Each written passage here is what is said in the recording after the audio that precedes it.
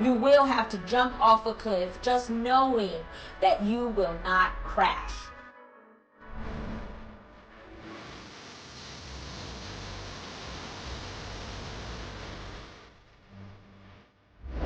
Let me tell you, everybody has their baggage and everybody has their demon. So you might as well deal with your own demon and everything will work out fine. If you're not in control of your emotions will be in control of you.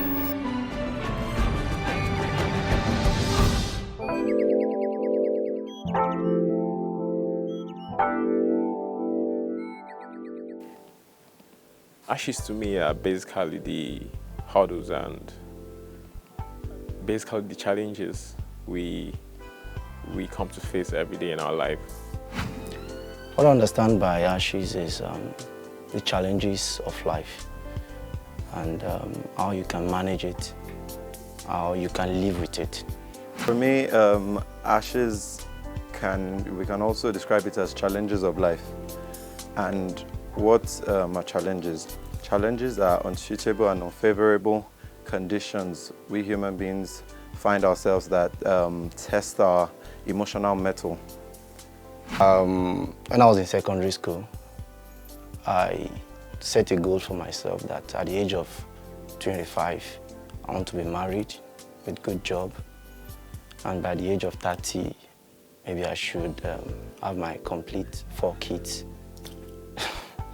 and go on like that. But I found out that there are more to the challenges of life. There are things that come up as you grow. So as a 12-year-old boy, the challenges you face when you get to the age of 20 is different. So as you grow older, the challenges are more. The ashes in our lives generally, using myself as an example, I would say one of the ashes are how to meet expectations of your relations and your friends. One important ash again is the ashes of being a better person, achieving what you want to achieve, getting that set goal, getting that desired goal and achievements, coupled with a lot of things. Whoa. In my life, well, as human beings, we have minor and major challenges. Because why I'm using the word challenges because ashes can also be termed as challenges. Managing ashes in my life, I think one very important way has been to face my reality. That is telling yourself that what it is already is. You not accepting what it is, it takes longer time to actually face it and overcome it. So facing your reality, accepting it the way it's supposed to be, and working with what you have on ground. I think that's one way. And another way to face challenges or facing my ashes has been to embrace myself the way I am and not how I think I should be. Embracing myself the way I am makes me see my strengths and my weaknesses and helps me work on them and be a better person. Firstly, I try to accept reality rather than shy away from it. You should accept the fact that you shouldn't run away from these realities of life because whether you like it or not, challenges are inevitable. And you were designed for your own story, same way your story was designed for you. So whether you like it or not, these things will definitely happen. So I feel you need to focus and face every challenges by facing the reality of life. Some people are not being paid compared to what they do. So it's a thorn in their flesh and they want to look for a way to get it out of that, situation and move on. But it has not been easy for them. They continue to struggle. There's a saying that says, being idle is a devil's workshop. So instead of being idle, they'll prefer to get that little thing that they are giving to them and they'll continue with it. Another thing is embrace yourself. You can't, you need to understand yourself and try as much as possible to confront this challenging in the best way you can. You can't look at Mr. B and say the way he is handling his own challenges, how you want to handle your challenges. I'm sorry, but it doesn't make sense, because his story, and as I said, you were designed for your own story. Likewise, your story was designed for you. So the way Mr. B is handling his situation is not the way you should handle your situation. You just have to understand yourself, embrace everything that comes before you, and that way, I feel you will deal with your situations and your challenges effectively. Another way to embrace the ashes in my life is to be grateful for the little things we have. Because when we want to be sentimental, we want to keep complaining, there's a lot of things to complain around in the world. There's a lot of things. If you want to use 24 hours of your life to do complaints, I think you wouldn't stop. So what I just do, I'm just grateful for the little things I have and work on them, like sowing the seed. Engage in loving relationships. This kind of relationships help you a lot, because when you have somebody to talk to, when somebody you don't have to be dealing with a lot of mental, it makes you run away from thinking too much. And when you speak to somebody you love, I think that way, love does it all, it conquers everything. So when you have somebody to love, I'm sure you have, it's like, yeah, it's taking one step at a time. It's one step ahead of, is one step into conquering those challenges. So for now, I think those are the few that comes to mind for now. The advice I can give to them is never to lose hope. They should continue struggling, hustling, and one day it's going to pay. I would advise people in how to manage ashes in their life. One is to accept life the way it is, just like facing your reality, as I said earlier. Because facing your reality helps you better and quicker to overcome the challenges in life, and appreciating the little you have. Well, there's a song that I feel every listener should have listened to, or it should motivate people. It's a song by Jordan Sparks, and it says, okay, let me just give you a few lines from the chorus. It says, take one step at a time, there's no need to rush. It's like learning to fly or falling in love. It's gonna happen when it's supposed to happen, when you find the reason why. One step at a time. So we shouldn't go over ourselves, and we need to take one step at a time. We shouldn't cut corners, because when you do these things, you will definitely, what you're running away from will come back haunting you. So it's better to go gradually and take one step at a time.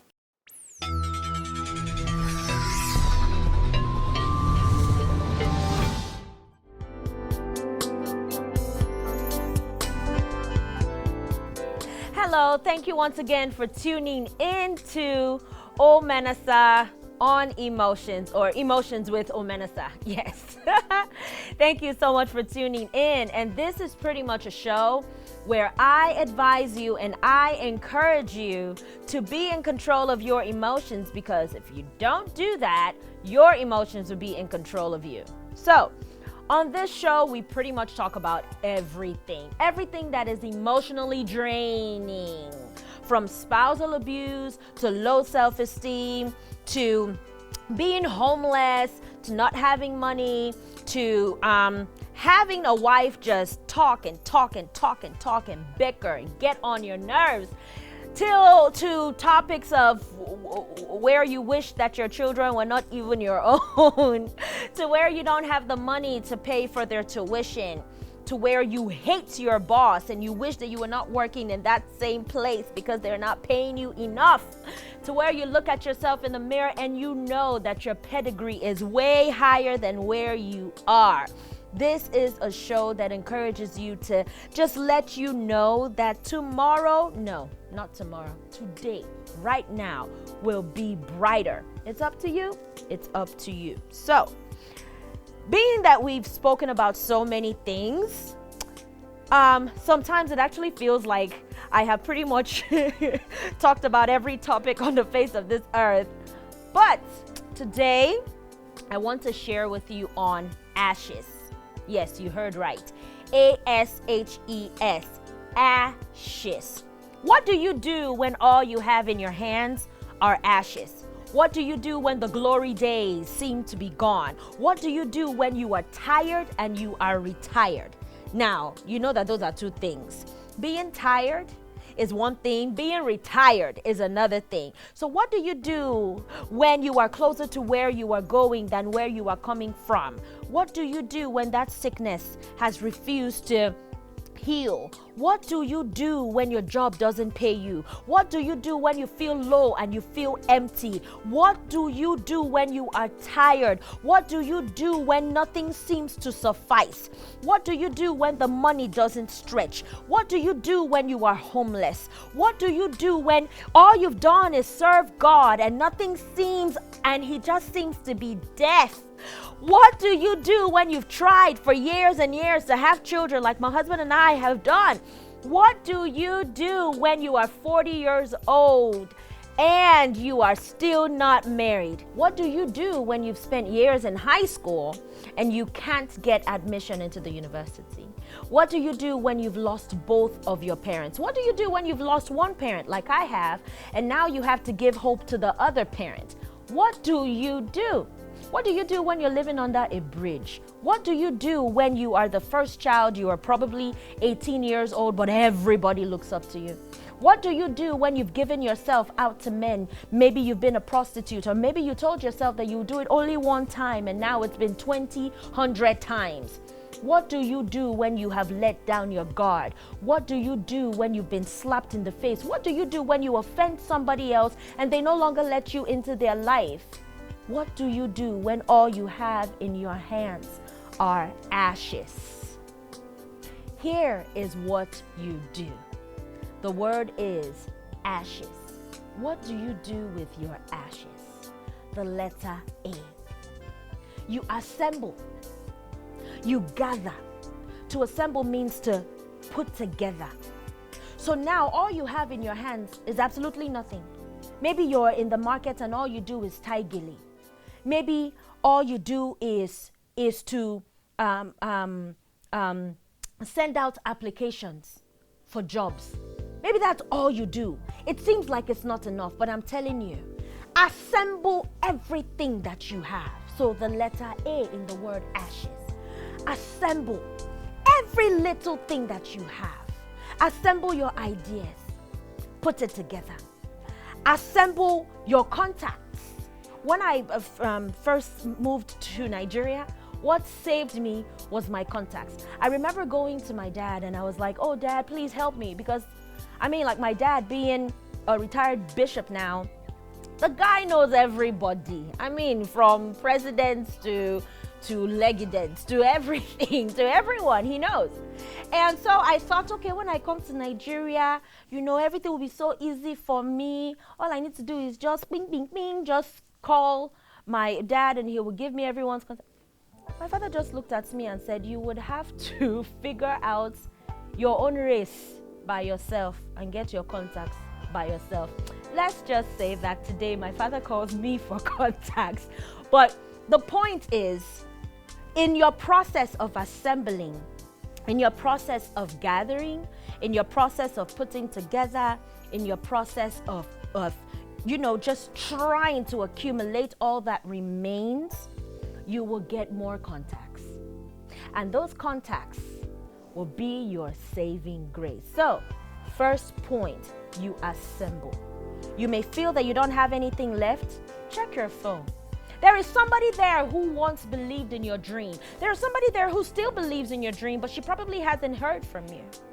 There is somebody there who is a principal. There is somebody on your phone who is a producer to some show. There is somebody who can get you a job on a radio station. There is somebody who can teach you how to write a resume. There is somebody who can help you give out your CV. There is somebody who can pray with you. There is somebody on your phone. So, the first point, when all you have are ashes, which is nothing or seems like nothing, is to assemble. And then, after you assemble, you sculpt. That's the letter S. you sculpt. To sculpt means to structure. To sculpt means to put together. So now you've gotten your contacts. Now you've assembled. Now, let me reiterate what ashes really means, okay? An ash is like that black grayish thing that comes out after a burning, okay? So you've been burned in your life. You've been scarred. You've been beaten. You've been thrown out, okay? There was a period in my life that everything was simultaneously going wrong. Everything was going wrong. There was even a time in my life where I was actually threatened to be thrown out of a moving car by some guy that I was dating. So the ashes pretty much means what is left. You know that feeling that you feel like after someone has shamed you? That feeling, use it for something. Use it for something. Use that feeling. You know that feeling of when they picked somebody else and they didn't pick you? Use that feeling. That feeling. Don't waste that feeling at all. I'll be right back.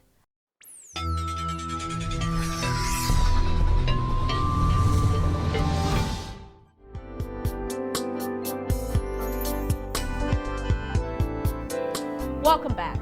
So I've been talking to you about ashes. When all you have left in your hands are ashes. And ashes really, when you look at ash, when you look at an ash, it means nothing. It means nothing. An ash is like that blackish grayish thing that you see after smoking a cigarette.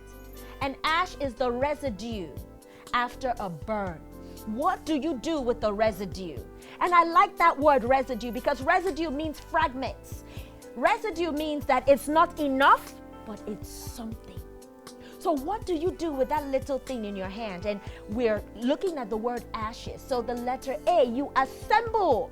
When you've come to the end of the road, you assemble. You gather yourself. You come to yourself. You say, okay, everything has been lost.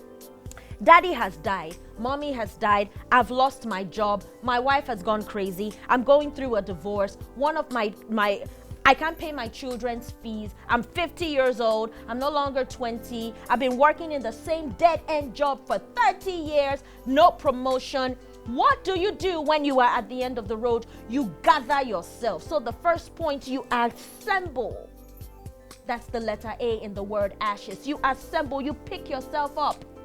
You pick yourself up and you use that thing that remains. Assemble. And then the letter S, you sculpture. You sculpt. You make something out of it. Like, you know how we make black soap in Nigeria? Black soap is pretty much made from that skin, from that plantain skin. And then you mold it, you put it together. You put your idea together. You make a business card, or you buy a car for your company. You name your company. You put a name on whatever it is that you've gathered. Now, for me, when I first came to Nigeria, I gathered my contacts. Everyone I met was a prospect. Everybody that I met was someone who was going to either pray for me, or was going to sponsor me, or was going to be my friend, or was going to support me, or was just going to be there for me. And that's not just with me. Every single person that you meet in your life, they will take you to your next level. And there is such an African mentality that I don't like. We use people financially. In this country, most of what we do is to pretty much see someone as a money magnet. No. See somebody as an asset. That person could be on their knees for you, could be fasting for you, could be praying for you, could be rooting for you, could be, oh, I encourage you. On my WhatsApp, on my Facebook, it's amazing how many people encourage me every single day. And every time that I'm about to shoot a show like this, I make sure that I broadcast it on WhatsApp, I broadcast it on Facebook, because I need their encouragement.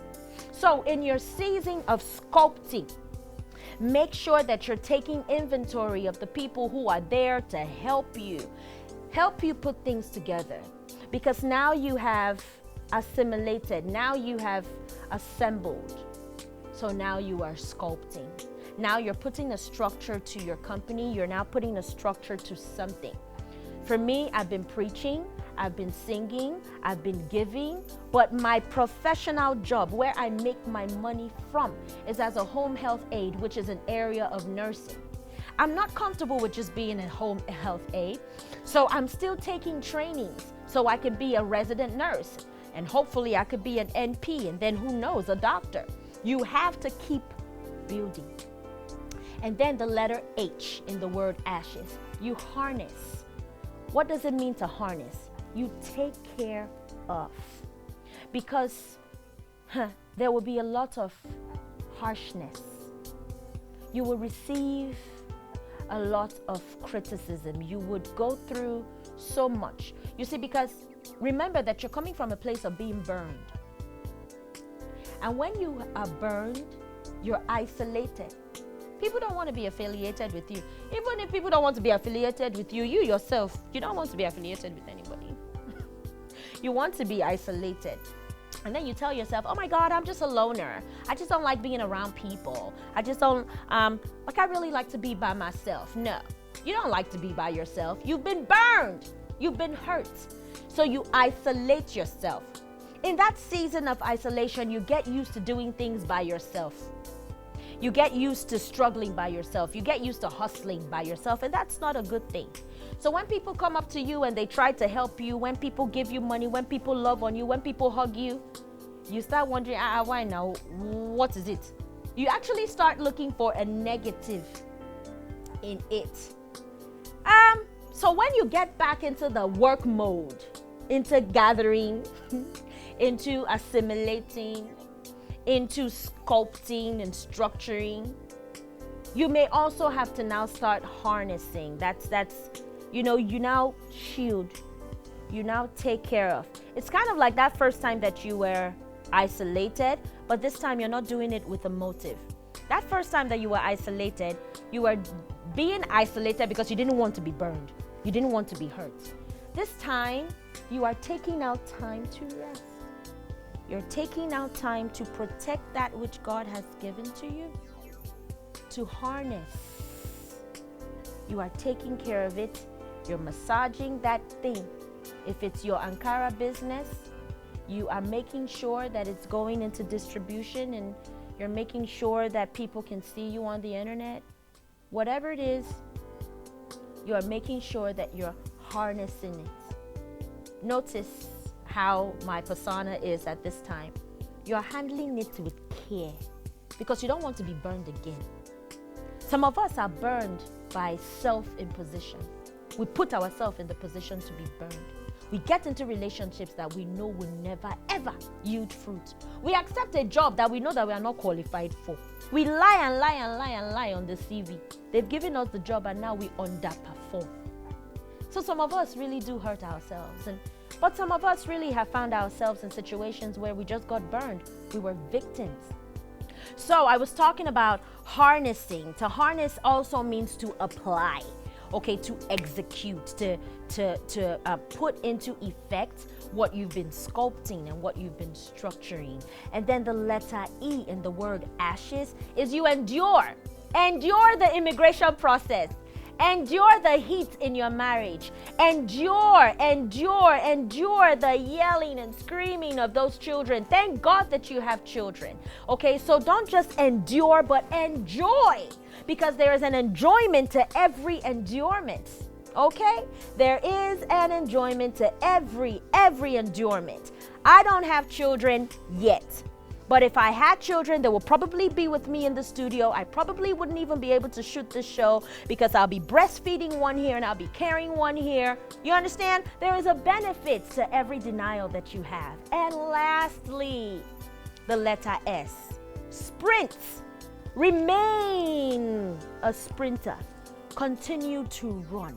Be high-spirited. Who is a sprinter? Someone who just keeps running. He runs a marathon. He just keeps walking. He doesn't stop. So when you find out, ladies and gentlemen, that all you have in your hands are ashes, don't just throw away the ashes. There's something that you can do with it. It's either that you can make black soap with it, literally, Or you can assemble, you can structurize, you can harness, you can execute, you can endure and enjoy, and you can keep on sprinting and keep on running. Be like the phoenix bird. The phoenix bird, even when he died, he arose from his ashes. I promise you, if you can do something with your ashes, you will continue to rise. God bless you.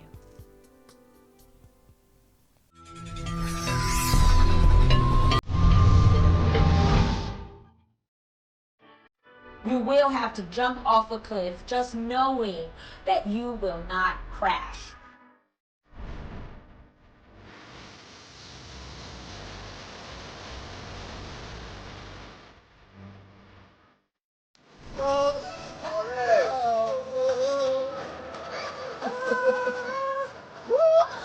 If you're not in control of your emotions will be in control